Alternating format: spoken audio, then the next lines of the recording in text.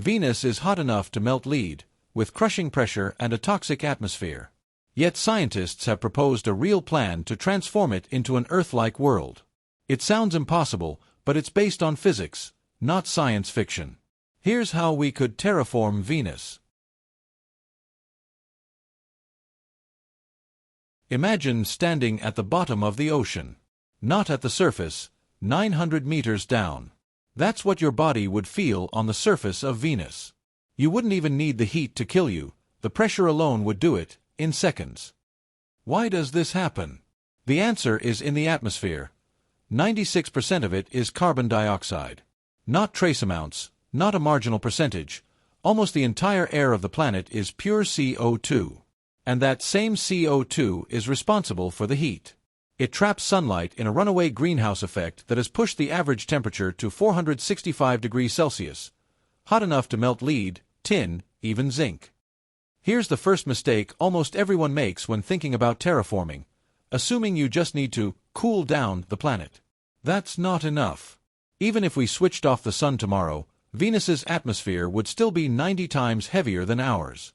The problem isn't just the temperature, it's the sheer mass of the air itself. We have to physically remove most of that atmosphere. Not reduce it. Eliminate it. And here's where the first real engineering question of the project opens up.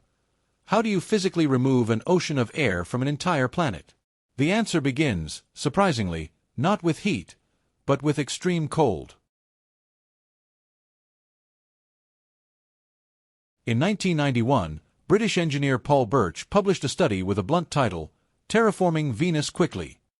His starting idea: build a huge solar shade, positioned at the L1 gravitational balance point between Venus and the Sun, as wide as the planet itself. A cosmic umbrella. Just switch off the direct light, and the planet's temperature begins, slowly, over decades, to drop. But here's the elegant part: as the planet cools, the CO2 in the atmosphere starts to change state. Below 31 degrees Celsius, and with pressure still extremely high, CO2 can liquefy. It's the same principle behind fire extinguishers. Compressed CO2, under the right conditions, stops being an invisible gas and becomes something tangible. Keep cooling, below -56 degrees Celsius, and CO2 stops being liquid altogether. It freezes. It turns into dry ice. And dry ice falls. For the first time in the planet's history, the atmosphere that was suffocating Venus would literally start snowing onto the ground. Once on the surface, that solid CO2 could be buried and kept there under pressure, or, and this is where the story starts to sound almost like science fiction, shipped off the planet entirely to be used elsewhere, perhaps to terraform Mars, which, ironically, needs more CO2, not less. A planet choking on too much CO2, another one dying of cold from the lack of that exact same substance. Seen this way, the solar system starts to look like one giant puzzle waiting to be solved. But even after removing tons upon tons of dry ice, a problem remains. Even in the best-case scenario, enormous amounts of carbon are still left to eliminate. And the real breakthrough comes from an almost forgotten chemical reaction, one that turns poisonous gas into stone. Here's the hidden problem I mentioned at the start of the video. Freezing CO2 works, but it's slow, partial, and still leaves an atmosphere too dense to breathe. We need a way to chemically destroy the CO2 itself, not just move it around. The answer is called the Bosch reaction, and it's surprisingly simple to write on a whiteboard.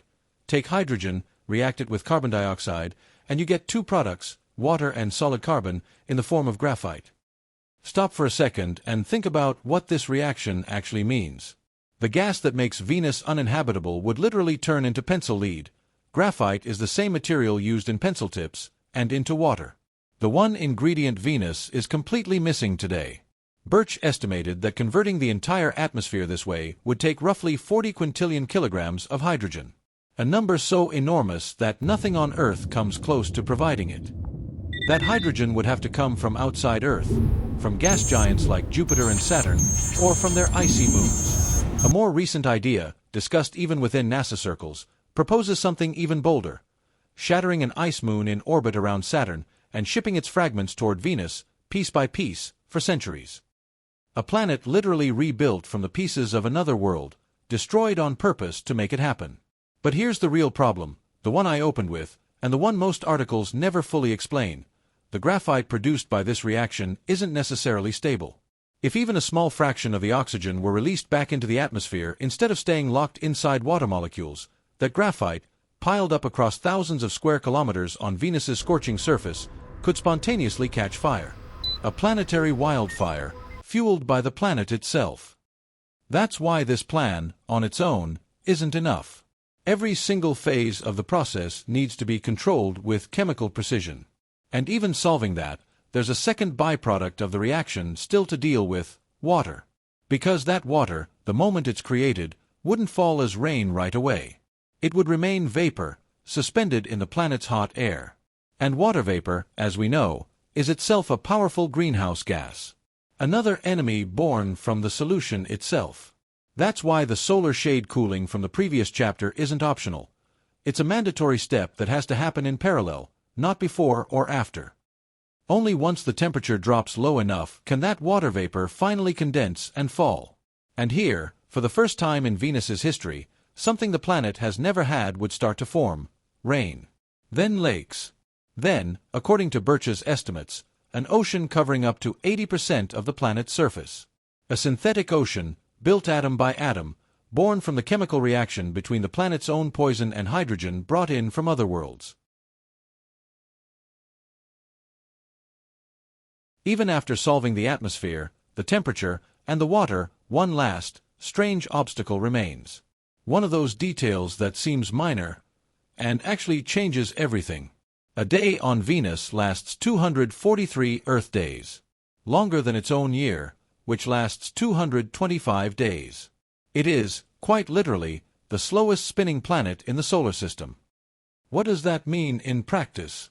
One hemisphere would stay exposed to sunlight for months straight, roasting, while the other would plunge into an equally long, freezing darkness.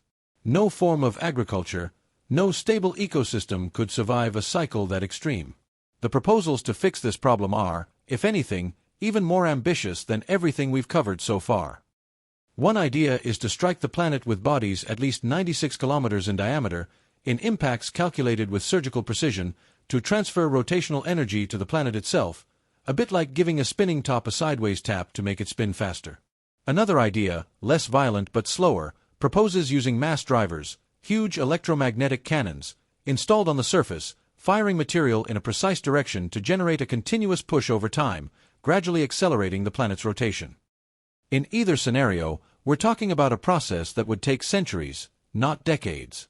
And until the rotation stabilizes, Birch's proposed stopgap is to use the same orbital mirrors from the solar shade, but in a different configuration, a polar mirror, called a soletta, continuously reflecting light onto the planet's dark side, artificially simulating a day-night cycle much shorter than the natural one. In other words, before we can actually make the planet spin faster, we'd trick it with light, creating an artificial day while the real Venusian day stays painfully slow. At this point you have the full picture of the most ambitious plan ever proposed for Venus. Solar shade, CO2 freezing, hydrogen bombardment, synthetic ocean, rotation acceleration. A project estimated at roughly 200 years. 200 years. Longer than any industrial civilization has existed on Earth so far. And this is where the twist I promised you at the beginning comes in. And what if I told you that you don't need to wait 200 years to set foot, or better, to actually live, on Venus? There's an almost ironic detail buried in this planet's physics. While the surface is an impossible hell, at around 50 kilometers altitude, inside the clouds, conditions change completely. Pressure drops to almost exactly 1 Earth atmosphere. Gravity is about 0.9 g, close enough to Earth's that your body would barely notice the difference. And the temperature in that narrow band hovers around 75 degrees Celsius. Hot, but manageable with basic insulation, not the 465 degrees Celsius hellscape waiting 50 kilometers below. This isn't a fringe theory. It has a name, a research team, and an actual NASA study behind it. HAVOC, the High-Altitude Venus Operational Concept, developed in 2014 by aerospace engineers Dale Arney and Chris Jones at NASA's Langley Research Center. And it isn't even the first time someone had this idea. Back in 1971, Soviet engineer Sergei Zhitomirsky proposed something almost identical, which he called the floating islands of Venus, decades before anyone had solid atmospheric data to back it up. Here's the detail that makes this idea sound almost like pure science fiction. The ordinary air we breathe, Earth's nitrogen-oxygen mix, is lighter than Venus's dense CO2 atmosphere, which means a balloon filled with plain, breathable Earth air would float in that atmosphere, exactly the way a helium balloon floats here on our planet. On Venus, breathable air itself becomes the lifting gas. The HAVOC team didn't stop at a vague concept. They mapped out an entire 5-phase program. Phase 1, a robotic airship, about 31 meters long, roughly half the size of the Goodyear blimp, sent in first to scout the atmosphere. Phase 2, a crewed mission that stays in orbit around Venus for 30 days, without ever entering the atmosphere. Phase 3, 2 astronauts descend and spend 30 days aboard a crewed airship, this one nearly 129 meters long, twice the length of a Boeing 747. Phase 4, the same mission, extended to a full year in the clouds. Phase 5, permanent settlement. A true floating city. And the numbers behind this plan are surprisingly favorable. The trip from Earth to Venus would take about 100 days, roughly half the travel time of a crewed mission to Mars. Venus's thick atmosphere also blocks a large share of cosmic radiation, so astronauts inside a cloud habitat would absorb far less radiation than crews on a comparable Mars mission. And up at 50 kilometers, the airships would receive about 40% more solar energy than solar panels get at Earth's surface, an enormous advantage for a colony that needs constant power. But none of this comes for free. The same clouds that make this altitude livable are made of concentrated sulfuric acid, corrosive enough to dissolve unprotected metal and eat through standard solar panel coatings within weeks.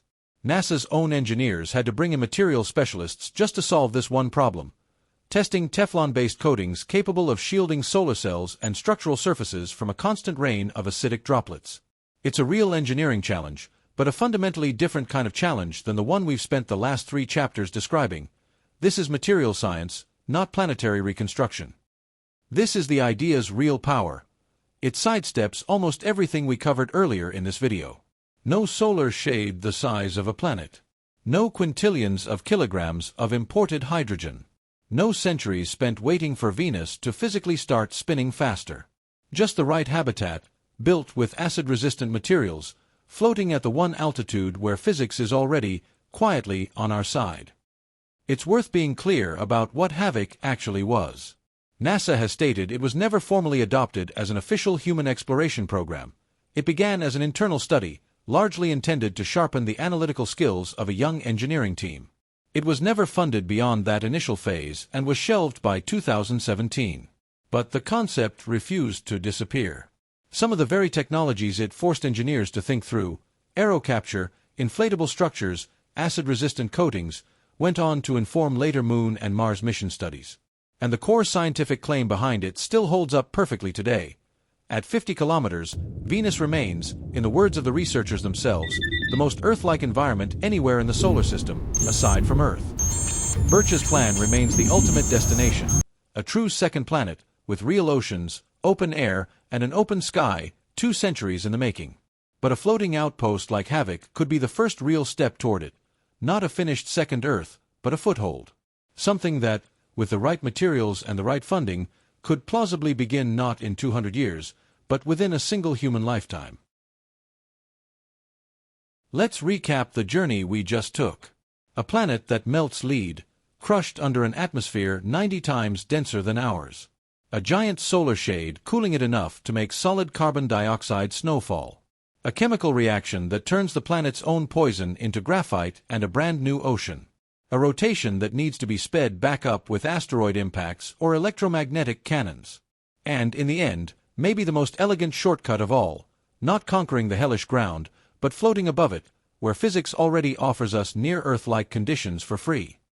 What makes this story so fascinating isn't just the engineering. It's what it tells us about our species. We've reached the point where we can sketch out, with real equations and real chemistry, the plan to rebuild an entire planet from scratch. The question is no longer, is it possible? Physics has already answered, yes. The real question, the one I'll leave you with tonight, is a different one. If we truly had the technology to do this, should we rebuild a second planet, or first learn not to destroy the one we already have? If this journey into the hidden physics of Venus opened your mind as much as writing it opened mine, subscribe to the channel. Every week we take apart another absurd, real piece of our solar system. See you in the next video.